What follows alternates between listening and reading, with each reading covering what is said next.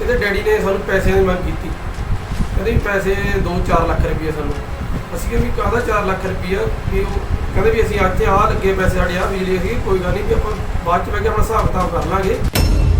ਉਹਦੇ ਅਕਾਊਂਟ 'ਚ ਫੁੱਫੜ ਜੀ ਦੇ ਅਕਾਊਂਟ 'ਚ ਮੈਂ 1.5 ਲੱਖ ਰੁਪਈਆ ਪਾਇਆ ਜੀ, ਤੇ ਜਿਹੜੀ ਮੇਰੀ ਵਾਈਫ ਆ ਉਹਦੇ ਅਕਾਊਂਟ 'ਚ 6 ਲੱਖ ਰੁਪਏ ਪਏ ਮੇਰੀ ਸਿਸਟਰ ਦੇ ਖਾਤੇ 'ਚੋਂ ਹੀ, ਪਵਨਜੋਤ ਕੌਰ ਦੇ ਖਾਤੇ 'ਚੋਂ। ਮੈਨੂੰ ਕਹਿਣ ਲੱਗੀ ਵੀ ਮੈਂ ਤੈਨੂੰ ਸੱਦਣਾ ਨਹੀਂ ਹੈਗਾ, ਵੀ ਨਾ ਮੈਂ ਤੇਰੇ ਨਾਲ ਗੱਲ ਕਰ, ਮੈਨੂੰ ਫੋਨ ਨਾ ਕਰੀ, ਹੈ ਨਾ। ਮੈਂ ਕਿਹਾ ਵੀ ਤੂੰ ਦੱਸ ਤਾ ਕੀ ਗੱਲ ਹੋਈ ਆ? ਕਹਿੰਦੀ ਬਸ ਮੈਨੂੰ ਫੋਨ ਨਾ ਕਰੀ ਵੀ ਤੂੰ ਮੈਨੂੰ ਤੰਗ ਕਰ ਲਿਆ, ਹੈ ਨਾ। ਅਤੇ ਮੈਂ ਫਿਰ ਦੋਨਾਂ ਪਾਸੇ ਚਲੇ ਗਈ, ਮੈਂ ਤਾਂ ਪੈਸੇ ਵੀ ਗਵਾ ਲਏ, ਅਤੇ ਉਸ ਤੋਂ ਬਾਅਦ 'ਚ ਮੈਂ ਵਾਈਫ ਵਾਸਤੇ ਵੀ ਚਲੇ ਗਿਆ। ਮੈਂ ਜਮੀ ਮੇਰਾ ਜਿਵੇਂ ਡਿਪਰੈਸ਼ਨ 'ਚ ਆ ਗਿਆ ਸੀਗਾ ਜੀ ਮੈਂ, ਅਤੇ ਮੈਂ ਕਿਹਾ ਵੀ ਚੱਲ ਮੈਂ ਸੁਸਾਈਡ ਕਰ ਲਿਆ, ਅਤੇ ਮੈਨੂੰ ਲੜਨ ਲੱਗੀ ਸੀਗੀ।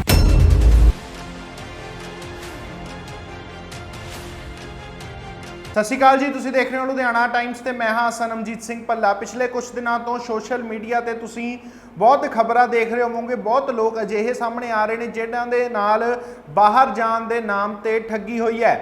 ਦਰਅਸਲ ਪਿਛਲੇ ਕੁਝ ਦਿਨਾਂ ਤੋਂ ਇੱਕ ਕੇਸ ਬਹੁਤ ਚਰਚਾ ਦਾ ਵਿਸ਼ਾ ਬਣਿਆ ਹੋਇਆ ਲਵਪ੍ਰੀਤ ਅਤੇ ਬੇਅੰਤ ਕੌਰ ਵਾਲਾ, ਜਿਸ ਦੇ ਵਿੱਚ ਲਵਪ੍ਰੀਤ ਜੋ ਲੜਕਾ ਸੀਗਾ ਉਸ ਦਾ ਵਿਆਹ ਹੁੰਦਾ ਇੱਕ ਲੜਕੀ ਦੇ ਨਾਲ। ਲੜਕੀ ਦੇ ਆਇਲਸ 'ਚ ਬੈਂਡ ਵਧੀਆ ਆਏ ਹੁੰਦੇ ਨੇ, ਜਿਸ ਕਰਕੇ ਉਹਨਾਂ ਦਾ ਵਿਆਹ ਹੋ ਜਾਂਦਾ। ਪਰ ਜਦੋਂ ਮੁੰਡੇ ਵਾਲੇ ਲੱਖਾਂ ਰੁਪਈਆ ਲਾ ਕੇ ਆਪਣੀ ਨੂੰਹ ਨੂੰ ਜਦੋਂ ਬਾਹਰ ਭੇਜਦੇ ਨੇ ਤਾਂ ਉਹਨਾਂ ਦੀ ਨੂੰਹ ਉਹਨਾਂ ਦੇ ਪੁੱਤਰ ਨੂੰ ਬੁਲਾਉਣ ਤੋਂ ਇਨਕਾਰ ਕਰ ਦਿੰਦੀ ਹੈ, ਜਿਸ ਕਾਰਨ ਉਹ ਨੌਜਵਾਨ ਖੁਦਕੁਸ਼ੀ ਕਰ ਲੈਂਦਾ। ਉਸ ਤੋਂ ਬਾਅਦ ਕਈ ਹੋਰ ਮਾਮਲੇ ਸਾਹਮਣੇ ਆ ਰਹੇ ਨੇ ਕਿ ਜਿਸ ਦੇ ਵਿੱਚ ਬਾਹਰ ਜਾਣ ਦੇ ਲਈ ਕੰਟਰੈਕਟ ਮੈਰਿਜ ਹੁੰਦੀ ਹੈ, ਪਰ ਬਾਹਰ ਜਾ ਕੇ ਕੁੜੀ ਮੁੰਡੇ ਨੂੰ ਬੁਲਾਉਣ ਤੋਂ ਮੁੱਕਰ ਜਾਂਦੀ ਹੈ। ਹਾਲਾਂਕਿ ਪੈਸੇ ਮੁੰਡੇ ਵਾਲੇ ਹੀ ਲਗਾਉਂਦੇ ਨੇ, ਪਰ ਬਾਹਰ ਜਾ ਕੇ ਕੁੜੀ ਆਪਣੇ ਪਤੀ ਨੂੰ, ਜਿਸ ਦੇ ਨਾਲ ਉਸ ਦਾ ਵਿਆਹ ਹੋਇਆ ਹੁੰਦਾ, ਉਸ ਨੂੰ ਉੱਥੇ ਬੁਲਾਉਣ ਲਈ ਇਨਕਾਰ ਕਰ ਦਿੰਦੀ ਹੈ। ਅਜਿਹਾ ਹੀ ਮਾਮਲਾ ਮਾਛੀਵਾੜਾ ਦੇ ਲੱਗਦੇ ਪਿੰਡ ਪੰਜੇਟਾ ਦੇ ਨੇੜੇ ਉੱਥੋਂ ਆਇਆ, ਜਿੱਥੇ ਸੁਖਵਿੰਦਰ ਸਿੰਘ ਨਾਮ ਦਾ ਨੌਜਵਾਨ, ਜਿਸ ਨੇ ਆਪਣੀ ਸਾਰੀ ਕਮਾਈ, ਉਸਦੇ ਲੜਕੇ ਨੇ ਆਪਣੇ ਪਿਤਾ ਦੀ ਸਾਰੀ ਕਮਾਈ ਆਪਣੀ ਪਤਨੀ ਨੂੰ ਬਾਹਰ ਕੈਨੇਡਾ ਭੇਜਣ ਦੇ ਵਿੱਚ ਲਗਾ ਦਿੱਤੀ ਸੀ। 24 ਲੱਖ ਰੁਪਈਆ ਲਗਾ ਕੇ ਆਪਣੀ ਪਤਨੀ ਨੂੰ ਉਸਨੇ ਕੈਨੇਡਾ ਭੇਜਿਆ ਸੀ, ਪਰ ਪਤਨੀ ਕੈਨੇਡਾ ਜਾਣ ਤੋਂ ਬਾਅਦ ਆਪਣੇ ਪਤੀ ਨੂੰ ਬੁਲਾਉਣ ਲਈ ਮੁੱਕਰ ਗਈ, ਆਨਾਕਾਨੀ ਕਰਨ ਲੱਗ ਗਈ, ਜਿਸ ਤੋਂ ਬਾਅਦ ਉਸਨੇ ਸਾਰਾ ਕੁਝ ਉਹਨਾਂ ਦੇ ਨਾਲ ਆਪਣੇ ਗੱਲਬਾਤ ਕਰਨੀ ਜਿਹੜੀ ਹੈ ਉਹ ਬੰਦ ਕਰ ਦਿੱਤੀ। ਦੱਸ ਦਈਏ ਕਿ ਨੌਜਵਾਨ ਸੁਖਵਿੰਦਰ ਸਿੰਘ ਦੇ ਹਾਲਾਤ ਇਸ ਸਮੇਂ ਬਹੁਤ ਖਰਾਬ ਨੇ। ਨੌਜਵਾਨ ਡਿਪਰੈਸ਼ਨ ਦੇ ਵਿੱਚ ਹੈ ਇਸ ਸਮੇਂ, ਅਤੇ ਉਸਦਾ ਇਹ ਵੀ ਕਹਿਣਾ ਹੈ ਕਿ ਜੇਕਰ ਉਸਦਾ ਕੋਈ ਹੱਲ ਨਹੀਂ ਹੁੰਦਾ ਉਹ ਵੀ ਖੁਦਕੁਸ਼ੀ ਕਰ ਲੇਗਾ, ਕਿਉਂਕਿ ਸਾਰੀ ਉਮਰ ਦੀ ਕਮਾਈ, ਆਪਣੇ ਪਿਤਾ ਦੀ ਕਮਾਈ ਅਤੇ ਆਪਣੀ ਸਾਰੀ ਉਸਨੇ ਕਮਾਈ ਆਪਣੀ ਪਤਨੀ ਨੂੰ ਕੈਨੇਡਾ ਭੇਜਣ ਦੇ ਵਿੱਚ ਲਗਾ ਦਿੱਤੀ, ਪਰ ਉਸਦੀ ਪਤਨੀ ਕੈਨੇਡਾ ਜਾ ਕੇ ਉਸ ਨੂੰ ਬੁਲਾਉਣ ਤੋਂ ਇਨਕਾਰ ਕਰ ਰਹੀ ਹੈ। ਦਰਅਸਲ 5 ਫਰਵਰੀ 2020 ਨੂੰ ਸੁਖਵਿੰਦਰ ਸਿੰਘ ਦਾ ਉਸ ਲੜਕੀ ਦੇ ਨਾਲ ਵਿਆਹ ਹੁੰਦਾ ਹੈ। ਲੜਕੀ ਦੇ ਆਈਲੈਟਸ ਦੇ ਵਿੱਚ ਬੈਂਡ ਵਧੀਆ ਹੁੰਦੇ ਨੇ, ਜਿਸ ਕਾਰਨ ਵਿਚੋਲਾ ਉਹਨਾਂ ਦਾ ਵਿਆਹ ਕਰ ਦਿੰਦਾ, ਅਤੇ ਵਿਆਹ ਤੋਂ ਮਗਰੋਂ ਆਪਣੇ ਪਿਤਾ ਦਾ ਇੱਕ ਪਲਾਟ ਵੇਚ ਕੇ ਅਤੇ ਵੱਡੀ ਭੈਣ ਦੇ ਵਿਆਹ ਦੇ ਵਾਸਤੇ ਜੋ ਪੈਸੇ ਰੱਖੇ ਹੋਏ ਸੀ ਉਹ ਪੈਸੇ ਲਗਾ ਕੇ ਕੁੱਲ ਖਰਚਾ 24 ਲੱਖ ਰੁਪਈਆ ਲੜਕੀ ਨੂੰ ਬਾਹਰ ਭੇਜਣ ਤੇ ਆਇਆ। ਅਤੇ ਉਸ ਤੋਂ ਬਾਅਦ ਲੜਕੀ ਜਦੋਂ ਬਾਹਰ ਚਲੀ ਜਾਂਦੀ ਹੈ ਤਾਂ 10 ਕੁ ਦਿਨਾਂ ਬਾਅਦ ਸੁਖਵਿੰਦਰ ਸਿੰਘ ਦਾ ਕਹਿਣਾ ਹੈ ਕਿ ਉਸਦੇ ਤੇਵਰ ਬਦਲ ਜਾਂਦੇ ਨੇ। ਉਹ ਗੱਲ ਕਰਨੀ ਘਟਾ ਦਿੰਦੀ ਹੈ ਅਤੇ ਬਾਅਦ ਦੇ ਵਿੱਚ ਗੱਲ ਕਰਨੀ ਬੰਦ ਹੀ ਕਰ ਦਿੰਦੀ ਹੈ। 7 ਕੁ ਮਹੀਨੇ ਉਹ ਲੜਕੀ ਸਹੁਰੇ ਪਰਿਵਾਰ ਦੇ ਨਾਲ ਬਹੁਤ ਵਧੀਆ ਤਰੀਕੇ ਦੇ ਨਾਲ ਰਹਿੰਦੀ ਹੈ। ਸੁਖਵਿੰਦਰ ਸਿੰਘ ਦਾ ਕਹਿਣਾ ਸੀਗਾ ਕਿ 7 ਮਹੀਨੇ ਜਦੋਂ ਉਹਨਾਂ ਦੇ ਨਾਲ ਰਹੀ ਹੈ ਕੋਈ ਅਜਿਹੀ ਗੱਲ ਲੱਗਦੀ ਨਹੀਂ ਸੀ, ਬਹੁਤ ਵਧੀਆ ਤਰੀਕੇ ਨਾਲ ਉਹ ਲੜਕੀ ਉਹਨਾਂ ਦੇ ਸਹੁਰੇ ਘਰ ਰਹਿ ਰਹੀ ਸੀ। ਪਰ ਜਿੱਦਾਂ ਹੀ ਉਹ ਕੈਨੇਡਾ ਜਾਂਦੀ ਹੈ ਤਾਂ 10 ਦਿਨ ਬਾਅਦ ਉਸਦੇ ਤੇਵਰ ਜਿਹੜੇ ਨੇ ਉਹ ਬਦਲਣੇ ਸ਼ੁਰੂ ਹੋ ਜਾਂਦੇ ਨੇ। ਤਾਂ ਉਸ ਤੋਂ ਬਾਅਦ ਜਦੋਂ ਲੜਕੀ ਕੈਨੇਡਾ ਜਾਂਦੀ ਹੈ ਤਾਂ ਸੁਖਵਿੰਦਰ ਸਿੰਘ ਦਾ ਦੋਸ਼ ਹੈ ਕਿ ਲੜਕੀ ਦੇ ਪਿਤਾ ਨੇ ਉਹਨਾਂ ਤੋਂ ਫਿਰ ਤੋਂ 4 ਲੱਖ ਦੀ ਰਕਮ ਦੀ ਮੰਗ ਕੀਤੀ ਸੀ, ਜੋ ਉਹਨਾਂ ਨੇ ਦੇਣ ਤੋਂ ਇਨਕਾਰ ਕਰ ਦਿੱਤੀ ਸੀ। ਜਿਸ ਤੋਂ ਬਾਅਦ ਉਸਨੇ ਜਦੋਂ ਆਪਣੀ ਪਤਨੀ ਦੇ ਨਾਲ ਵੀ ਇਸ ਬਾਰੇ ਗੱਲ ਕੀਤੀ ਤਾਂ ਉਸਦੀ ਪਤਨੀ ਨੇ ਵੀ ਉਸ ਨੂੰ ਕਹਿਣਾ ਸ਼ੁਰੂ ਕਰ ਦਿੱਤਾ ਸੁਖਵਿੰਦਰ ਸਿੰਘ ਨੂੰ ਕਿ ਉਹ 4 ਲੱਖ ਦੀ ਰਾਸ਼ੀ ਉਸਦੇ ਪਿਤਾ ਨੂੰ ਦਿੱਤੀ ਜਾਵੇ। ਪਰ ਬਾਅਦ ਦੇ ਵਿੱਚ ਲੜਕੀ ਨੇ ਆਪਣੇ ਤੇਵਰ ਜਿਹੜੇ ਨੇ ਉਹ ਬਦਲਣੇ ਸ਼ੁਰੂ ਕਰ ਦਿੱਤੇ, ਤੇ ਹੁਣ ਸੁਖਵਿੰਦਰ ਸਿੰਘ ਦੇ ਨਾਲ ਉਸ ਦਾ ਕੋਈ ਵੀ ਗੱਲਬਾਤ ਜਿਹੜੀ ਹੈ ਨਹੀਂ ਹੁੰਦੀ। ਇਸ ਸਮੇਂ ਨੌਜਵਾਨ ਦੇ ਦਿਲ ਦੇ ਵਿੱਚ ਦਾ ਕੀ ਹਾਲ ਹੈ ਉਹ ਤੁਸੀਂ ਖੁਦ ਹੀ ਉਸ ਨੌਜਵਾਨ ਦੀ ਜ਼ੁਬਾਨੀ ਸੁਣ ਲਓ। ਸੁਖਵਿੰਦਰ ਸਿੰਘ ਜੀ, ਪਿੰਡ ਮੇਰਾ ਪੰਜੇਟਾ ਵਾ। ਮੇਰਾ ਵਿਆਹ ਜੀ 5 ਫਰਵਰੀ 2020 ਨੂੰ ਹੋਇਆ ਸੀਗਾ ਜੀ। ਮੇਰਾ ਵਿਆਹ, ਸਾਡੀ ਮੈਰਿਜ ਆਪਣੇ ਵਿਚੋਲੇ ਥਰੂ ਹੋਈ ਸੀਗੀ ਜੀ, ਅਤੇ ਗੱਲਬਾਤ ਕਰਦੇ ਸਾਨੂੰ ਪਤਾ ਲੱਗਿਆ ਵੀ ਉਹਦੇ ਆਇਲਸ ਬੈਂਡ ਆਏ ਸੀਗੇ ਜੀ। ਅਤੇ ਉਸ ਤੋਂ ਬਾਅਦ 'ਚ ਅਸੀਂ ਉਹਨਾਂ ਨਾਲ ਗੱਲ ਕੀਤੀ। ਸਾਡਾ ਜਿਹੜਾ ਜੀ ਪਹਿਲਾਂ ਦੇਖਦੇ ਗਏ ਕੀਤਾ ਆਪਣੇ ਸਾਹਨੇ ਵਾਲਾ ਗੁਰਦੁਆਰਾ ਸਾਹਿਬ ਜੀ, ਹੁਣ 22 ਦਸੰਬਰ ਨੂੰ। ਉਸ ਤੋਂ ਬਾਅਦ ਸਾਡੀ ਇੰਗੇਜਮੈਂਟ ਹੋਈ 29 ਦਸੰਬਰ ਨੂੰ ਸ਼ੰਭੂ ਰੈਸਟੋਰੈਂਟ ਆਪਣੇ ਘਵਾੜੇ 'ਚ ਜੀ। ਤੇ ਉਸ ਤੋਂ ਬਾਅਦ 'ਚ ਅਸੀਂ ਚਲੋ ਉਹਨਾਂ ਨੇ ਟਾਈਮ ਪਾ ਲਿਆ, ਉਹ ਕਹਿੰਦੇ ਵੀ ਵਿਆਹ ਜਲਦੀ ਕਰਨਾ ਵਾ ਤੇ ਫੈਨ ਲਾਉਣੀ ਹੈ ਨਾ। ਤੇ ਸਾਡੀ ਫਿਰ ਮੈਰਿਜ ਹੋਈ ਆਪਣੇ ਸਮਰਾਲੇ ਹੋਈ ਜੀ, ਆਪਣੇ 5 ਫਰਵਰੀ ਨੂੰ।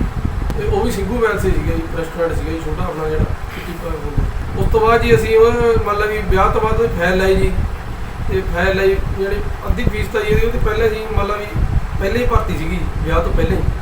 ਤੇ ਕੁਛ ਉਹਦੇ ਪਹਿਲਾਂ ਫੁੱਫੜ ਨੇ ਭਰੇ ਸੀਗੇ ਪੈਸੇ, ਫੀਸ ਸਾਡੇ ਕੋਲ ਹੋਏ ਨਹੀਂ ਸੀਗੇ ਹੱਲ, ਤੇ ਅਸੀਂ ਉਹਦੇ ਵਾਪਸ ਕਰਤੀ। ਕੁਛ ਅਕਾਊਂਟ 'ਚ ਪਾ ਦੇ, ਕੁਛ ਉਹਦੇ ਕੈਸ਼ ਦਿੱਤਾ ਉਹਦੇ ਡੈਡੀ ਨੂੰ ਜੀ। ਉਹਦੇ ਅਕਾਊਂਟ 'ਚ ਕਿੰਨੇ ਰੁਪਏ ਪਾਏ ਜੀ? ਉਹਦੇ ਅਕਾਊਂਟ 'ਚ ਫੁੱਫੜ ਜੀ ਦੇ ਅਕਾਊਂਟ 'ਚ 1.5 ਲੱਖ ਰੁਪਏ ਪਾਇਆ ਜੀ। ਤੇ ਜਿਹੜੀ ਮੇਰੀ ਵਾਈਫ ਆ ਉਹਦੇ ਅਕਾਊਂਟ 'ਚ 6 ਲੱਖ ਰੁਪਏ ਪਾਏ ਮੇਰੀ ਸਿਸਟਰ ਦੇ ਖਾਤੇ 'ਚੋਂ ਜੀ, ਪਵਨਜੋਤ ਕੌਰ ਦੇ ਖਾਤੇ 'ਚੋਂ। ਤੇ 1 ਲੱਖ ਰੁਪਇਆ ਇਹਦੇ ਮੇਰੇ ਸਹੁਰਾ ਸਾਹਿਬ ਨੂੰ ਦਿੱਤਾ ਜੀ, ਉਹ ਵੀ ਉਹਦੇ ਖਾਤੇ 'ਚ ਪਾਇਆ, ਮੇਰੇ ਸਿਸਟਰ ਦੇ ਖਾਤੇ 'ਚ। ਉਹ ਵਿਆਹ ਤੋਂ ਪਹਿਲਾਂ ਲੈ ਗਏ ਸੀਗੇ ਜੀ।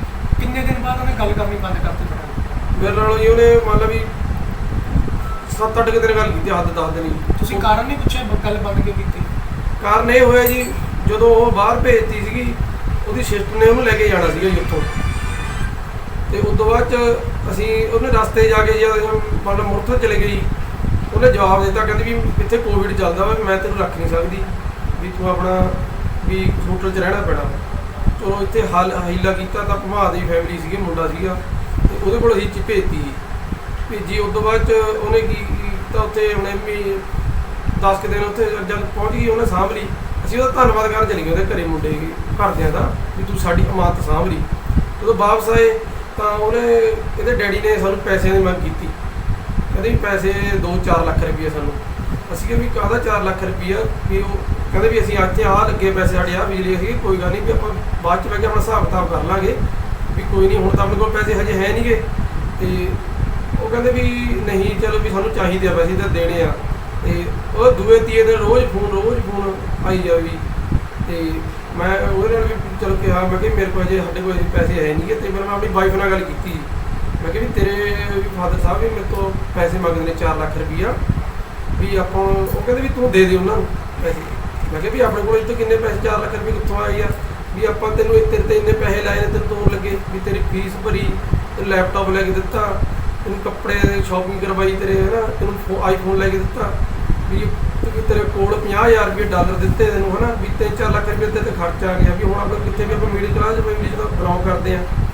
ਤੇ ਉਹ ਕਹਿੰਦੀ ਨਹੀਂ ਤੂੰ ਉਹਨੂੰ ਦੇ, ਉਹਦੇ ਨਾਲ ਗੱਲ ਕਰ। ਤੇ 1-2 ਦਿਨ ਇੱਕ ਚੱਲਦਾ ਰਿਹਾ, ਤੇ ਮੇਰੇ ਨਾਲ ਝਗੜਾ ਉਹ ਵੱਧ ਘੱਟ ਬੋਲੀ ਗਈ ਜੀ, ਮੈਨੂੰ ਗਲਤ ਬੋਲੀ ਗਈ ਨਾ। ਕਹਿੰਦੀ ਮੈਨੂੰ ਫੋਨ ਨਾ ਕਰੀ, ਨਾ ਮੈਂ ਤੈਨੂੰ ਸੱਦਣਾ, ਤੂੰ ਪਹਿਲਾਂ ਪੈਸੇ ਦੇ। ਤੇ ਮੈਂ ਕਿਹਾ ਜੀ ਵੀ ਚੱਲ ਕੋਈ ਨਹੀਂ, ਵੀ ਬਾਅਦ 'ਚ ਕਰ ਲਾਂਗੇ ਹੱਲ, ਤੂੰ ਐਕਟ ਕਾਹਦੇ ਕਰਦੀ ਆ, ਵੀ ਪੈਸੇ ਤਾਂ ਬਾਅਦ ਦੀ ਗੱਲ ਆ ਹੈ ਨਾ, ਵੀ ਤੂੰ ਮੇਰੇ ਨਾਲ ਜਿਹੜੀ ਲਾਈਫ ਕੱਟਣੀ ਵੀ ਉਹ ਤਾਂ ਗੱਲ ਕਰ, ਤੂੰ ਵੀ ਆਪਣਾ ਵਿਆਹ ਹੋਇਆ ਤੂੰ ਇੱਦਾਂ ਕਾਹਦੇ ਗੱਲਾਂ ਕਰਦੀ ਆ। ਵੀ ਕਹਿੰਦੀ ਨਹੀਂ, ਫਿਰ ਵਿੱਚ ਵਾਲੇ ਬੰਦੇ ਉਂਗਲੀਆਂ ਲਾਉਣ ਲੱਗੇ, ਉਹਦੇ ਰਿਸ਼ਤੇਦਾਰ, ਤੂੰ ਐਂ ਕਰ ਉਹ ਕਰ। ਕੌਣ ਨੇ ਬੰਦੇ ਉਹ? ਉਹਦੇ ਜੀ ਆਪਣੇ ਨਾਨਕੇ ਨਹੀਂ, ਮਤੇਈ ਨਾਨਕੇ, ਮਤਲਬ ਪਹਿਲੇ ਵਿਆਹ ਦੀ ਕੁੜੀ ਹੈ ਜੀ ਇਹ ਮੇਰੇ ਸਹੁਰੇ ਦੇ। ਇਹਦੇ ਮੇਰੇ ਸਹੁਰੇ ਦਾ ਦੂਜਾ ਵਿਆਹ ਹੋਇਆ ਜੀ। ਉਹ ਇਹਨੂੰ ਕਹਿਣ ਲੱਗ ਗਏ ਵੀ ਤੂੰ ਐਂ ਨਾ ਕਰ, ਐਂ ਫਲਾਣਾ ਕਰ। ਤੇ ਉਹਨਾਂ ਦੇ ਇਹ ਵੀ ਗੱਲਾਂ ਕਰਦੇ ਹੁੰਦੇ ਸੀ, ਮੇਰੀ ਵਾਈਫ ਮੈਨੂੰ ਦੱਸਦੀ ਹੁੰਦੀ ਸੀ, ਕਹਿੰਦੀ ਵੀ ਜੇ ਵੀ ਤੂੰ ਪ੍ਰੈਗਨੈਂਟ ਵੀ ਹੋ ਗਈ ਹੈ ਨਾ ਤਾਂ ਅਬੋਰਸ਼ਨ ਕਰਵਾ ਦੀ, ਬੱਚਾ ਨਾ ਰੱਖੀ ਨਾਲ। ਇਹ ਮੇਰੀ ਸਗੀ ਮਤੇਈ ਮਾਸੀ ਨੇ ਇਹ ਗੱਲਾਂ ਕਹੀਆਂ ਨੇ ਇਹਨੂੰ ਜੀ। ਤੁਸੀਂ ਮਾਸੀ ਪਹਾੜੂਵਾਲ ਪਿੰਡ ਆਈ ਇਹਦਾ ਜੀ, ਪਹਾੜੂਵਾਲ ਪਿੰਡ ਆ ਜੀ। ਉਹ ਆਪਣੇ ਸਹੁਰੇ ਘਰੇ ਰਹਿੰਦੀ ਹੈ ਜੀ, ਅਸਲ ਮੇਨ ਵਿਆਹੀ ਉਹ ਧਨਾਸ ਹੋਈ ਹੈ। ਪਤਾ ਲੱਗਿਆ ਸੀ ਤੁਸੀਂ ਸੁਸਾਈਡ ਵੀ ਕਰਨ ਲੱਗੇ ਸੀ, ਇਹੋ ਜਿਹਾ ਐਡੀ ਕੀ ਰੀਜ਼ਨ ਆ ਗਿਆ? ਕੀ ਕਾਰਨ ਹੋ ਗਿਆ? ਸੁਸਾਈਡ ਆਏ ਜੀ, ਮੈਨੂੰ ਕਹਿਣ ਲੱਗੀ ਵੀ ਮੈਂ ਤੈਨੂੰ ਸੱਦਣਾ ਨਹੀਂ ਹੈਗਾ, ਵੀ ਨਾ ਮੈਂ ਤੇਰੇ ਨਾਲ ਗੱਲ ਕਰ, ਮੈਨੂੰ ਫੋਨ ਨਾ ਕਰੀ ਹੈ ਨਾ। ਮੈਂ ਕਿਹਾ ਵੀ ਤੂੰ ਦੱਸ ਤਾ ਕੀ ਗੱਲ ਹੋਈ ਆ? ਕਹਿੰਦੀ ਬਸ ਮੈਨੂੰ ਫੋਨ ਨਾ ਕਰੀ, ਵੀ ਤੂੰ ਮੈਨੂੰ ਤੰਗ ਕਰ ਲਿਆ ਹੈ ਨਾ। ਤੇ ਮੈਂ ਫਿਰ ਦੋਨਾਂ ਪਾਸੇ ਚਲੇ ਗਈ, ਮੈਂ ਤਾਂ ਪੈਸੇ ਵੀ ਗਵਾ ਲਏ। ਤੇ ਉਸ ਤੋਂ ਬਾਅਦ 'ਚ ਮੈਂ ਵਾਈਫ ਪਾਸੇ ਵੀ ਚਲੇ ਗਿਆ, ਮੈਂ ਜਮੀ ਮੇਰਾ ਜਿਹੜੀ ਡਿਪਰੈਸ਼ਨ 'ਚ ਆ ਗਿਆ ਸੀਗਾ ਜੀ ਮੈਂ। ਤੇ ਮੈਂ ਕਿਹਾ ਵੀ ਚਲ ਮੈਂ ਸੁਸਾਈਡ ਕਰ ਲਿਆ, ਤੇ ਮੈਨੂੰ ਲੜਨ ਲੱਗੀ ਸੀਗੀ, ਤੇ ਜਿੱਥੇ ਮੈਂ ਸੁਸਾਈਡ ਕਰਨ ਲੱਗਿਆ ਸੀ। ਤਾਂ ਹੁਣ ਜਿਹੜੇ ਪਿਤਾ ਨੇ ਆਪਣੀ ਨੂੰਹ ਦੇ ਵਾਸਤੇ ਜਿਹੜੀ ਆਪਣੀ ਜੀਵਨ ਭਰ ਦੀ ਕਮਾਈ ਲਾ ਕੇ ਉਸ ਨੂੰ ਕੈਨੇਡਾ ਭੇਜਿਆ ਸੀ, ਉਸ ਦਾ ਵੀ ਤੁਸੀਂ ਹਾਲ ਇੱਕ ਵਾਰੀ ਜ਼ਰੂਰ ਸੁਣ ਲਓ। ਜੀਤ ਸਿੰਘ ਪਿੰਡ ਪੰਜੇਟਾ ਜੀ। ਕੀ ਗੱਲ ਹੋਈ ਸੀਗੀ? ਗੱਲ ਤਾਂ ਜੀ ਇਹ ਹੋਈ ਸੀ, ਆਪਣੇ ਬੇਟੇ ਦਾ ਕੋਈ ਯਾਰ ਦੋਸਤ ਸੀਗਾ ਜੀ, ਤੇ ਬੇਟੇ ਨੂੰ ਕਹਿੰਦਾ ਵੀ ਮੈਂ ਤੇਰਾ ਰਿਸ਼ਤਾ ਕਰਾਵਾਂ ਜੀ। ਤੇ ਚਲੋ ਬੇਟਾ ਕਹਿੰਦਾ ਮੇਰਾ ਵੀ ਰਿਸ਼ਤਾ ਕਰਾ ਦਿਓ। ਚਲੋ ਜੀ ਉਹ ਰਿਸ਼ਤੇ ਦੀ ਗੱਲ ਚੱਲੀ ਤਾਂ ਰਿਸ਼ਤੇ ਦੀ ਆਪਣੇ ਅਸੀਂ ਗੁਰਦੁਆਰਾ ਸਾਹਿਬ ਕੁੜੀ ਦੇਖੀ ਬਹੁ ਨੋ ਆਪਣੀ ਸਾਹਨੇਵਾਲ ਤੇ ਸਾਹਨੇਵਾਲ ਦੇਖ ਕੇ ਚਲੋ ਜੀ ਸਾਡੀ ਗੱਲਬਾਤ ਫਿੱਟ ਹੋ ਗਈ। ਤੇ ਉਦੋਂ ਬਾਅਦ ਜੀ ਆਪਣੇ ਦੂਜੇ ਮਹੀਨੇ ਦੀ 5 ਤਰੀਕ ਨੂੰ ਵਿਆਹ ਕਰਤਾ ਜੀ ਤੇ ਪਹਿਲਾਂ ਮੰਗਣਾ ਕਰਿਆ। ਉਦੋਂ ਬਾਅਦ ਚਲੋ ਵਿਆਹ ਹੋ ਗਿਆ ਜੀ ਆਪਣੇ ਦੂਜੇ ਮਹੀਨੇ 'ਚ। ਆਪਣੇ 8ਵੇਂ ਮਹੀਨੇ ਦੇ ਵਿੱਚ ਕੁੜੀ ਦਾ ਬੈਂਡ ਆਏ ਸੀਗੇ, ਬੈਂਡ ਕਰਕੇ ਜੀ ਵਿਆਹ ਕਰੇ ਆਪਣੇ। ਉਦੋਂ ਬਾਅਦ ਜੀ ਕੁੜੀ ਆਪਣੀ ਬਾਹਰ ਲੋਹ ਭੇਜੀ ਸੀ 8ਵੇਂ ਮਹੀਨੇ ਦੀ 27 ਤਰੀਕ ਨੂੰ 20 ਹਾਂਜੀ ਕਿਹੜੀ ਕੰਟਰੀ ਭੇਜੀ? ਕੈਨੇਡਾ ਦੇ ਵਿੱਚ ਭੇਜੀ ਜੀ, ਕੈਲਗਰੀ ਗਈ। ਕੁੜੀ ਹੈ ਕਿਹੜੇ ਪਿੰਡ ਦੀ ਸੀ? ਮਾੜੇ ਵਾਲੇ ਸੀਗੀ ਜੀ, ਮਾੜੇ ਵਾਲੇ। ਤੇ ਕਿੱਥੇ ਕਾ ਜੀ ਮਾੜੇ ਵਾਲੇ ਪਿੰਡ ਕਿੱਥੇ ਕਾ ਇਹ? ਮਾੜੇ ਵਾਲੇ ਜੀ ਜ਼ਰੂਰ ਕੋਲੀ, ਜ਼ਰੂਰ ਘੁਮਾਰੇ ਕੋਲੀ। ਤੇ ਉਦੋਂ ਬਾਅਦ ਜੀ ਚੱਲ ਆਪਣਾ ਵਧੀਆ ਸਾਡੇ ਨਾਲ ਬਾਹਰ ਕੈਨੇਡਾ ਭੇਜੀ 27 ਤਰੀਕ ਨੂੰ 8ਵੇਂ ਮਹੀਨੇ ਦੀ। ਤੇ 9ਵੇਂ ਮਹੀਨੇ ਦੀ 5-6 ਤਰੀਕ ਨੂੰ ਜਾ ਕੇ ਬੇਟੇ ਦੇ ਨਾਲ ਕੋਈ 5-4 ਦਿਨ ਬਾਅਦ ਕੋਈ ਗੱਲਬਾਤ ਹੋਈ ਉਹਨਾਂ ਦੀ। ਗੱਲਬਾਤ ਹੋਈ, ਸਾਨੂੰ ਨਹੀਂ ਕੋਈ ਪਤਾ ਇਹਦੇ ਵਿੱਚ ਗੱਲਬਾਤ ਦੇ ਵਿੱਚ ਕੀ ਹੋਇਆ। ਉਸ ਤੋਂ ਬਾਅਦ ਜੀ ਇਹਨਾਂ ਨੇ ਉਹਨੇ ਕੁੜੀ ਨੇ ਬਲੌਕ ਕਰਤਾ ਜੀ ਨੰਬਰ ਮੁੰਡੇ ਦਾ। ਬਲੌਕ ਕਰੇ ਤੋਂ ਬਾਅਦ ਹੁਣ ਅੱਜ ਤੱਕ ਨਹੀਂ, ਅਸੀਂ ਬਹੁਤ ਪੰਚਾਇਤਾਂ ਕਰੀਆਂ, ਬਹੁਤ ਜਿਹੜੇ ਵਿਚੋਲਿਆਂ ਨੇ ਰਿਸ਼ਤਾ ਕਰਾਇਆ ਸੀਗਾ ਜੀ, ਤੁਸੀਂ ਉਹਦੇ ਨਾਲ ਗੱਲ ਕੀਤੀ ਆ ਕੋਈ? ਬਹੁਤ ਕਰੀਆਂ ਜੀ ਗੱਲਾਂ। ਕੀ ਕਹਿੰਦੇ ਜੀ ਉਹ? ਕੀ ਕਹਿ ਰਿਹਾ ਉਹ ਹੁਣ? ਉਹ ਕੋਈ ਗੱਲ ਨਹੀਂ ਕਹਿੰਦੇ ਜੀ, ਮੰਨਦੇ ਨਹੀਂ ਆਏ ਕਹਿੰਦੇ ਜੀ। ਕਿੰਨੇ ਪੈਸੇ ਲੱਗੇ ਸੀ ਤੁਹਾਡੇ ਨਾਲ? ਪੈਸੇ 24 ਲੱਖ ਰੁਪਏ ਸਾਡਾ ਲੱਗ ਗਏ। ਹੁਣ ਕੀ ਮੰਗ ਕਰਦੇ? ਹੁਣ ਅਸੀਂ ਮੰਗ ਕਰਦੇ ਹਾਂ ਵੀ ਕੁੜੀ ਡਿਪੋਰਟ ਹੋਵੇ। 24 ਲੱਖ ਰੁਪਏ ਤੁਸੀਂ ਇਕੱਠਾ ਦਿੱਤਾ ਜੀ, ਕਿਵੇਂ ਦਿੱਤਾ ਜੀ? ਅਸੀਂ ਜੀ ਕੌਣ ਦੇ ਦਿੱਤੇ ਉਹ ਵਿਆਹ ਤੇ ਖਰਚਾ ਉਸ ਵਿਆਹ ਤੇ ਖਰਚਾ ਹੋਇਆ। ਕਿੰਨੇ ਉਹਦੇ ਅਕਾਊਂਟ 'ਚ ਕਿੰਨੇ ਪਵਾਏ ਸੀਗੇ ਜੀ? ਉਹਦੇ 13 ਲੱਖ ਰੁਪਏ ਪਾਏ। ਤੁਹਾਡੇ ਕੋਲੋਂ ਕਿੱਥੋਂ ਆਈ ਜੀ ਰੁਪਈਏ 24 ਲੱਖ ਸਾਡੇ ਕੋਲ ਰੁਪਏ? ਜੀ ਪਲਾਟ ਵੇਚਿਆ ਸੀਗਾ ਕੁਛ, ਮੈਂ ਜੌਬ ਕਰਦਾ ਸਰਕਾਰੀ ਕਿਸ ਮਹਿਕਮੇ 'ਚ ਕਰਦੇ ਹੋ ਜੀ? ਕਾਰਪੋਰੇਸ਼ਨ ਦੇ ਵਿੱਚ ਅਲੱਗ-ਅਲੱਗ ਵੱਡੇ ਵਿੱਚ ਕਰਦੀ ਜੌਬ।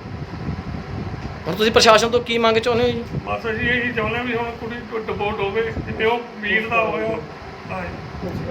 ਕੁਛ ਉਹਨਾਂ ਨੇ, ਕੁੜੀ ਦੇ ਪਰਿਵਾਰ ਨੇ ਕੁਛ ਤੁਹਾਡੇ ਨਾਲ ਸੰਪਰਕ ਕਰਨਾ ਚਾਹਿਆ ਜਾਂ ਤੁਸੀਂ ਉਹਨਾਂ ਨਾਲ ਕੁਛ ਕਰਨਾ? ਅਸੀਂ ਬਹੁਤ ਕਰਿਆ ਜੀ, ਉਹਨਾਂ ਨੇ ਕੋਈ ਨਹੀਂ ਸਾਡੀ ਮੰਨੀ ਹੈਗੀ। ਅਸੀਂ ਬਹੁਤ ਪੰਚਾਇਤਾਂ ਇਕੱਠੀਆਂ ਕਰੀਆਂ, ਅਸੀਂ ਪੁਲਿਸ ਰਿਪੋਰਟ ਵੀ ਕਰੀ ਆ। ਪੁਲਿਸ ਰਿਪੋਰਟ ਨੇ ਵੀ ਸਾਡੀ ਮੰਗ ਮੈਂ ਉਹ ਨਹੀਂ ਕਰੀ। ਕਿਸ ਥਾਣੇ ਦੇ ਵਿੱਚ ਤੁਸੀਂ ਰਿਪੋਰਟ ਲਿਖਾਈ ਹੈ ਜੀ? ਆਪਣੀ ਐਨਆਰਆਈ ਨੇ ਲੁਧਿਆਣਾ ਜੀ? ਆਨਲਾਈਨ ਪਾਈ ਸੀ ਪਹਿਲਾਂ ਚੰਡੀਗੜ੍ਹ ਤੋਂ ਵੀ ਇੱਥੇ ਆਈ ਸੀ ਆਪਣੇ ਐਨਆਰਆਈ ਨੇ ਲੁਧਿਆਣੇ ਜਮਾਲਪੁਰ। ਉਸ ਤੋਂ ਬਾਅਦ ਕੋਈ ਸਾਡੀ ਇਸ ਸਭ ਦੇ ਵਿਚਕਾਰ ਲੜਕੇ ਦੀ ਭੈਣ, ਜਿਸ ਦੇ ਵਿਆਹ ਦੇ ਲਈ ਪੈਸੇ ਇਕੱਠੇ ਉਸਦੇ ਪਿਤਾ ਨੇ ਕੀਤੇ ਸੀਗੇ, ਉਹ ਵੀ ਆਪਣੀ ਨੂੰਹ ਨੂੰ ਬਾਹਰ ਭੇਜਣ ਦੇ ਵਿੱਚ ਲਗਾਤੇ ਇਸ ਆਸ ਨੂੰ ਕਿ ਉਹਨਾਂ ਦਾ ਪੁੱਤਰ ਵੀ ਬਾਹਰ ਜਾਏਗਾ, ਉਸ ਭੈਣ ਦਾ ਭਰਾ ਵੀ ਬਾਹਰ ਜਾਏਗਾ ਤੇ ਉੱਥੇ ਜਾ ਕੇ ਸੈੱਟ ਹੋ ਜਾਏਗਾ, ਦੁਬਾਰਾ ਪੈਸੇ ਕਮਾ ਲੇਗਾ। ਉਸ ਦਾ ਵੀ ਤੁਸੀਂ ਹਾਲ ਇੱਕ ਵਾਰੀ ਜ਼ਰੂਰ ਸੁਣ ਲਓ। ਹੋਇਆ ਜੀ ਮੇਰਾ ਬੜਾ ਬ੍ਰਦਰ ਆ ਜੀ ਸੁਖਵਿੰਦਰ। ਜਿਵੇਂ ਕਿ ਹੁਣ ਆਪਾਂ ਨਿਊਜ਼ ਦੇਖਦੇ ਹਾਂ, ਸੋਸ਼ਲ ਮੀਡੀਆ ਤੇ ਬਹੁਤ ਜ਼ਿਆਦਾ ਫੈਲਿਆ ਹੋਇਆ ਵਾ ਵੀ ਲਵਪ੍ਰੀਤ ਸਿੰਘ ਲਾਡੀ ਆ ਜਿਹੜਾ, ਉਹਨੇ ਸੁਸਾਈਡ ਕਰ ਲਿਆ। ਇਹ ਸੁਸਾਈਡ ਜਿਹੜਾ ਹੁਣ ਉਹ ਵੀਰੇ ਨੇ ਕੀਤਾ ਵਾ, ਉਹ ਅੱਜ ਤੋਂ 10 ਮਹੀਨੇ ਪਹਿਲਾਂ ਸਾਡੇ ਘਰ ਵਿੱਚ ਵਾਪਰ ਜਾਣਾ ਸੀ। ਇਹ ਪਰਮਾਤਮਾ ਦੀ ਮਿਹਰ ਸੀਗੀ ਜੋ ਸਾਡਾ ਬ੍ਰਦਰ ਸਾਡੇ ਨਾਲ ਆ, ਸਾਡੇ ਵਿੱਚ ਆ। ਸਾਨੂੰ ਸਿਰਫ ਕੈਨੇਡਾ ਸਰਕਾਰ ਤੋਂ ਇਨਸਾਫ ਚਾਹੀਦਾ ਵੀ ਉਹ ਕੁੜੀ ਨੂੰ ਜਲਦ ਤੋਂ ਜਲਦ ਰਿਪੋਰਟ ਕੀਤਾ ਜਾਵੇ। ਮੇਰੇ ਮਾਤਾ ਪਿਤਾ ਕੋਲ 4.5 ਕਿੱਲੇ ਜ਼ਮੀਨ ਦੇ ਸੀਗੇ ਤੇ ਉਹ ਵੀ ਮੇਰੇ ਮਾਤਾ ਪਿਤਾ ਨੇ ਉਹਦਾ ਕਰਜ਼ਾ ਲਾਉਣ ਲਈ ਅਸੀਂ 5 ਲੱਖ ਰੁਪਈਆ ਵੀ ਕਿਸੇ ਤੋਂ ਕਰਜ਼ ਫੜਿਆ ਸੀ, ਉਹਨੂੰ ਬਾਹਰ ਭੇਜਣ ਲਈ ਉਹ ਜ਼ਮੀਨ ਵੀ ਅਸੀਂ ਵੇਚ ਦਿੱਤੀ ਆ। ਤੇ ਮੇਰੀ ਵੱਡੀ ਭੈਣ ਤੇ ਮੈਂ ਆ, ਮੇਰੀ ਮੈਰਿਜ ਵਾਸਤੇ ਵੀ ਤੇ ਮੇਰੇ ਘਰਦਿਆਂ ਨੇ ਇਹ ਕੁਛ ਕੀਤਾ ਵਾ ਤੇ ਸਾਨੂੰ ਉਹ ਸਾਰਾ ਕੁਝ ਸਾਥੋਂ ਲੁੱਟ ਕੇ ਲੈ ਗਈ ਤੇ ਸਾਨੂੰ ਇਨਸਾਫ ਚਾਹੀਦਾ ਵਾ। ਤਾਂ ਵਧੇਰੇ ਅਪਡੇਟਸ ਲਈ ਸਾਡੇ ਨਾਲ ਜੁੜੇ ਰਹੋ। ਕੈਮਰਾਮੈਨ ਸਤਵੰਤ ਰਾਉਤ ਦੇ ਨਾਲ ਸਰਨਜੀਤ ਸਿੰਘ ਭੱਲਾ, ਲੁਧਿਆਣਾ।